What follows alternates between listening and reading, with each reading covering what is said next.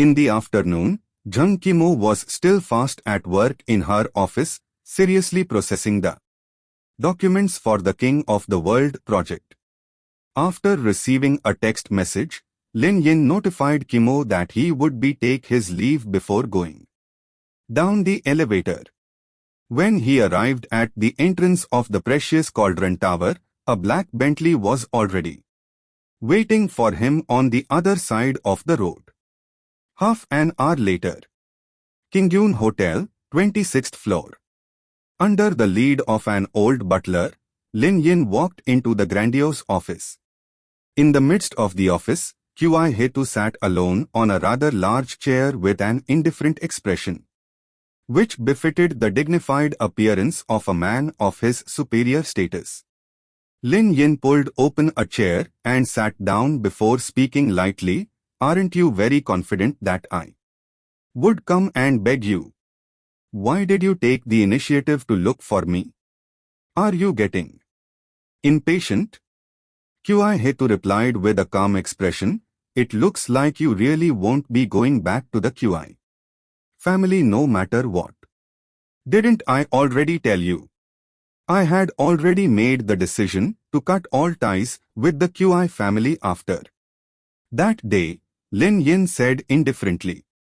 "Since you don't want to go back to the Qi family, I won't force you to do so, just like how I gave you the decision to make the choice to leave the family at the age of 8, Hetu said. "Divorcing your mother was one of the few things I have done wrong in my life. However, it is also one of the few things I had to do and will thus never admit my mistake." "Hey," Lin Yin sneered. "Then, what did you want to talk to me about today?" "I requested you to come today because I want to tell you that I'm going back to Imperial City, Qi. Hetu said. "I bought a first-rate villa at the peak of Qingyun City, Snow Dragon Villa, and have also filled its garage up with 10 sports cars. Furthermore, there are $100 million in this Swiss bank account," Hetu stated. "Take them all. Even if you don't acknowledge me as your father, I can't just sit still and do nothing as my son gets bullied by others. I definitely won't allow you to live the rest of your life in shame." "I don't need it," Lin Yin said calmly. "It's fine for you to think that I pity you. It's also fine for you to think that I'm simply giving these things to you out of my guilty conscience. However, you must understand that I have never once taken back anything that had given away." Hetu spoke in a dignified manner. "From this point on, I will not be interfering with your life any longer. I have already bought the entire Qingyun Hotel and have placed everything in the safe on this floor. The password is your birthday," Hetu said clearly. "If you happen to need any of these things, feel free to take them for yourself.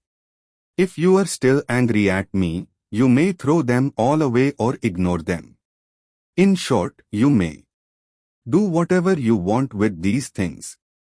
Lin Yin shook his head with a cold smile. Even after all these years, Hetu remained as the same arrogant, overbearing person who thought that he had everything and everyone under his control. "However, I believe that you are underestimating me, Hetu stated with a firm and confident expression. "Do you really think that I must rely on my son to stand firm in the Qi family of Imperial City?" "Humph." Hetu snorted coldly and changed the topic. "Let me tell you. If you decide to not follow me back to the Qi family this time, wait for 3 months when I send you a message before going back to see your grandfather. You must absolutely not go to Imperial City without permission. If you don't receive any news from me after those 3 months, you must remember this clearly. Don't ever reveal your background to anyone in this life, much less step into the imperial city. If that time comes, forget everything that happened in the past. Do you understand? Lin Yin asked. That's all. Hetu said, you must remember these words. At this moment, Lin Yin stood up and was about to leave the room before revealing a deep frown. During this conversation today, he had a vague feeling that something was wrong with Hetu's behavior. It seemed that the situation of the Qi family in Imperial City was more complicated than he had previously imagined. Thus, Lin Yin could not help but take another look back with hesitation. He then found himself staring into Hetu's gaze. Do you have anything else to say? Hetu asked with a calm expression. Lin Yin's eyes waved slightly, but he didn't say anything. After that, he turned back around and left Qingyun Hotel. As soon as Lin Yin took his leave, the meeting hall was veiled with absolute silence. Hetu gazed at the door that Lin Yin walked out from for a long while before heaving a heavy sigh. Master, you. The old butler wanted to say something but stopped himself from doing so. I initially thought that the other branches of Qi family would take the right path and follow the family rules and regulations to seize the power of our branch in the elder council so that they could take the position of the family head. The sole reason why I wanted to bring Yinyar back in the first place was to shut their mouths, Hetu said in a tired voice. I never expected them to actually abandon their dignity and break the rules of the family by receiving help from external forces. It seems that they no longer have any respect for their own blood and are preparing to go to war with the other branches. Bringing an ordinary person like Yinyar back into the family would essentially be bringing a sheep into a tiger's den. Master, you don't have to be too pessimistic about the situation in Imperial City. It's not like we don't have any chances of winning. Although the third master's power had completely collapsed 2 days ago, there are still 3 or 4 hidden families that you can mobilize on the surface. After all, the hidden forces are still intact and have the power to fight, the old butler suggested. Hey, my third brother is certainly dead now. It seems that they are planning to eat the Qi family in one bite, but not unless they step over my coats. Old Li, you stay in the East Sea province and wait for my news. After leaving Qingyun Hotel, Lin Yin went straight back to the Precious Cauldron Tower and stopped thinking about the Qi family for now. In the evening, Zhang Qimo and Lin Yin got off work from the company, took the elevator to the ground floor and arrived in front of the Precious Cauldron Tower. Zhang had already parked his car by the road and was waiting for their arrival. Right, Lin Yin. Zhang Qimo was about to mention something before hesitating. What's wrong? Lin Yin asked. I have a reunion tonight. Are you willing to come with me? Zhang Qimo asked. A student reunion? Lin Yin revealed an apparent frown upon hearing those words. Despite marrying into the Zhang family for the past 2 years, he had never once met Qimo's friends before. You see, there are a few flies in my circle of friends that are quite annoying, Zhang Qimo immediately explained upon noticing Lin Yin's doubt. Then, I will go, Lin Yin nodded without hesitation. As the two of them got into the car together, Zhang started up the engine and drove straight to the bustling area of the city. 10 minutes later, when the car arrived at the famous gourmet street of Qingyun City, they noticed that the street was filled with restaurants, hot pot shops, various specialty snack shops, and various entertainment venues. As the pedestrians walked here and there, it would be an understatement to consider it as heavy traffic.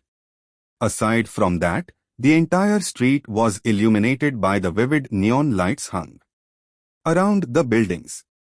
The location of the student reunion was in the special private room of number 888, the Purple Gold Dynasty KTV. Upon entering the room, Zhang Qimo was immediately welcomed by a wave of anticipating gazes. "Qimo, I haven't seen you for such a long time. I heard that you had recently been promoted to Zhang Group's Chief Design Officer. Congratulations." That's right. When Qimo was in university, she received an award for jewelry design. Of course, she ended up being an expert in this field.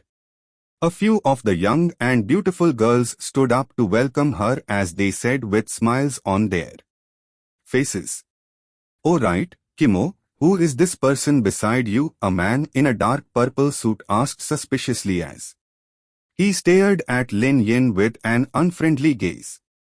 "He is," Zhang Qimo said hesitantly.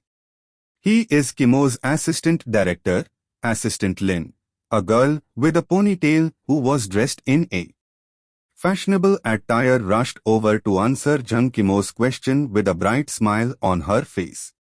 Lin Yin simply smiled faintly and remained silent. He knew that girl with a ponytail. After all, she was Qimo's best friend, Li Xuer. "Oh, Assistant Lin, it's a pleasure to meet you." The man in the suit smiled and handed over his business card. "I'm the general manager of Xian Construction Company, Lui Hui." Lin Yin nodded slightly and replied, "Nice to meet you.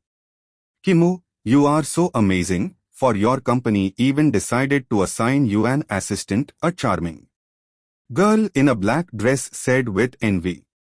"She wasn't just assigned an assistant though. Don't you know? Qimo had even been given a BMW 5 Series, along with a full-time driver," Li Xuer exclaimed proudly as if she was showing off her own belongings. "Amazing.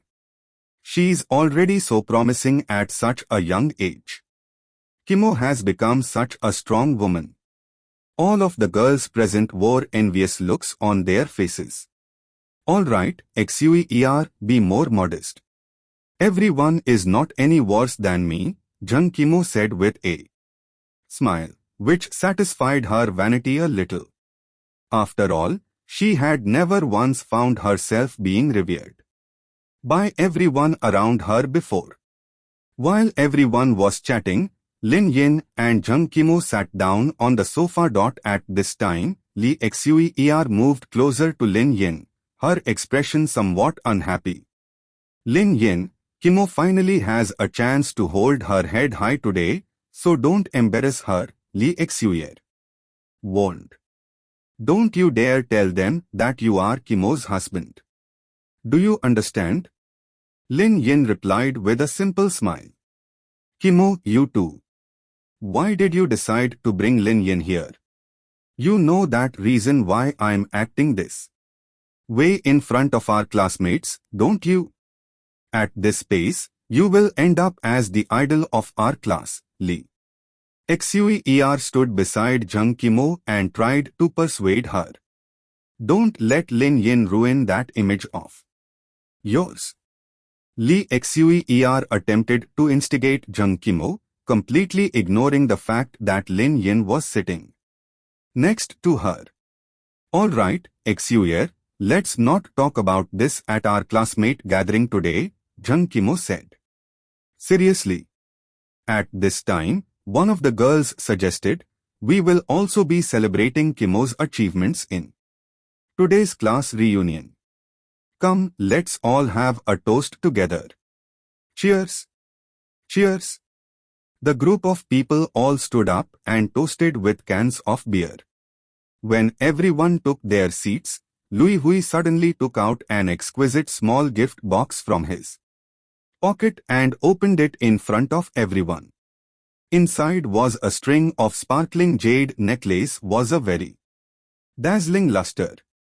One could tell that it was of high quality with a single glance. Qimo, congratulations on your promotion to the director of the company.